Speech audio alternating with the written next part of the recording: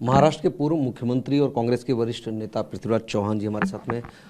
चौहान साहब, जिस तरह से प्रधानमंत्री का एक बयान आया है कि कांग्रेस अगर सत्ता में आती है तो 15% बजट में आरक्षण मुस्लिमों के लिए दिया जाएगा, पीएम के इस बयान को किस तरह से देखते हैं?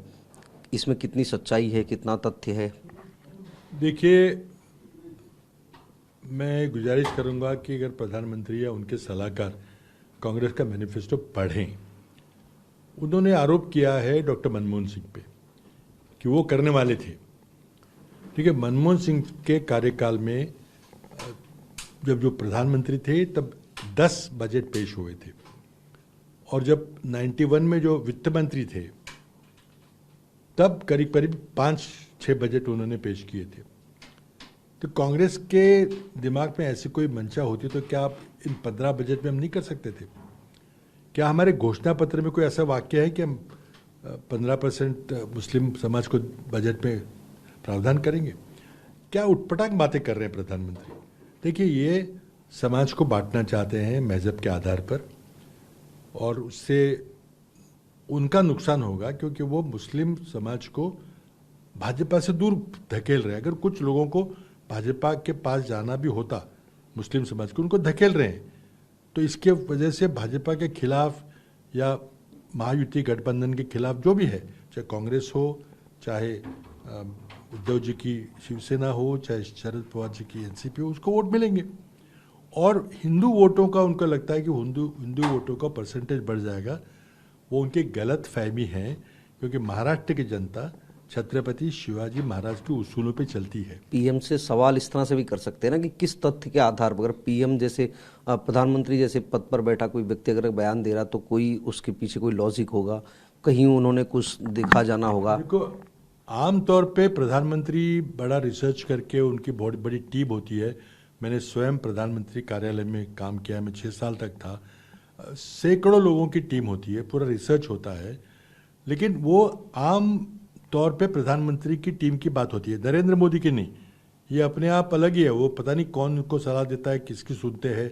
ज़्यादा पढ़े लिखे नहीं है, इसलिए उनको रिसर्च वगैरह में कोई ज़्यादा विश्वास नहीं है। तो किस आधार पे बोल रही है, मैं भी जानना चाहूँगा, जैसे आप पूछ रहे हैं। अगर हमें करना होता तो डॉक्टर मनमोहन सिंह ने स्वयं, उनके नेतृत्व में 5 और 10, 15 बजट पेश हुए हैं। कभी बात हुई है क्या? कांग्रेस का जो मैनिफेस्टो हमने, जो घोषणा पत्र हमने दिया है, बहुत अच्छा घोषणा पत्र है, पढ़िए मोदी जी।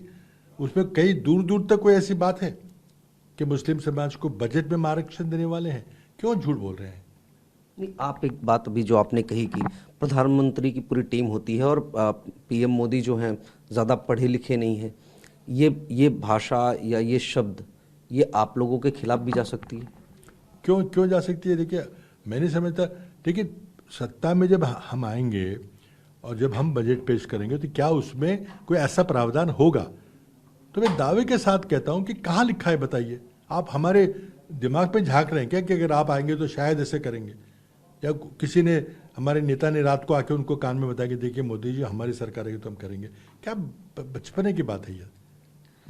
मुझे दुख होता है कि ये मेरा प्रधानमंत्री है। पीएम मोदी हाल के दिनों में, चूंकि चुनाव भी है, काफ़ी रैलियां, काफ़ी दौरे महाराष्ट्र में हुए हैं। कल उनका रोड शो था मुंबई में।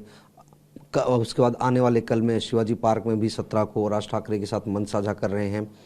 पीएम के महाराष्ट्र के दौरे को लेकर किस तरह से देखते हैं कि बहुत ज़्यादा फोकस है, और पीएम का दौरा बीजेपी या एनडीए गठबंधन के लिए गेम चेंजर साबित हो सकता है, कुछ फायदा होगा? देखिए, पिछले 2019 के चुनाव में इसी प्रधानमंत्री ने 7 सभाएं की थी पूरे महाराष्ट्र में। अब वो 20 तक पहुंच गए हैं, रोड शो कर रहे हैं। अगर अब कल के रोड शो की बात करें तो उन्होंने मुंबई के घाटकोपर इलाके में 2-2.5 किलोमीटर का रोड शो किया था। दुर्भाग्यपूर्ण, उसी इलाके में, उसी जगह से कुछ अंतर पर एक बहुत बड़ी दुर्घटना हुई थी। एक इलीगल होर्डिंग, जिसको कोई कानूनी परमिशन नहीं था, ऐसा एक बड़ा होर्डिंग लगाया था किसी ने, जिसकी अलग से जांच होगी। वो होर्डिंग गिरने से 16 व्यक्तियों की मौत हुई। और ऐसे वातावरण में उसी जगह रोड शो करना, जब इतनी बड़ी मुंबई है, 6 लोकसभा क्षेत्र है, आपको वही लोकसभा क्षेत्र में करना था। अगर पहले से तय होता तो आप कैंसिल कर सकते थे रोड शो की जगह आप कोई मीटिंग कर लेते। मैं समझता हूँ कि मीटिंग में कैंसिल करते उन लोगों जनों को जाके मिल के संवेदना प्रकट करते तो शायद आपको ज़्यादा वोट मिलते। अब कल क्या हुआ, आपने सारी ट्रेनें रुकवा दी, सारी मेट्रो रुकवा दी, इच्छा ना होते हुए भी रात लोगों को सड़क पे खड़ा रहना पड़ा। क्या वो लोग आपको वोट देंगे? इस तरह से जबरदस्ती भीड़ इकट्ठा करके आप सोचते हैं कि आप वो सीट जीतोगे घाटी के ऊपर की, नहीं जीत नहीं सकते। आपको कोई सीट नहीं मिल रही, आप और 4 मीटिंग करिए, 5 मीटिंग करिए, लेकिन आप मुंबई में कोई सीटें नहीं जीत रहे। बहुत धन्यवाद पृथ्वीराज चौहान। महाराष्ट्र कांग्रेस के बड़े नेता हैं, पूर्व मुख्यमंत्री रहे हैं। साफ तौर पे पीएम जिन शब्दावली का इस्तेमाल कर रहे हैं अपने भाषणों में, उसको लेकर कहीं ना कहीं सवाल कांग्रेस खड़े कर रही है। कैमरा पर्सन जतिन बांद्रे के साथ राजीव सिंह, TV9।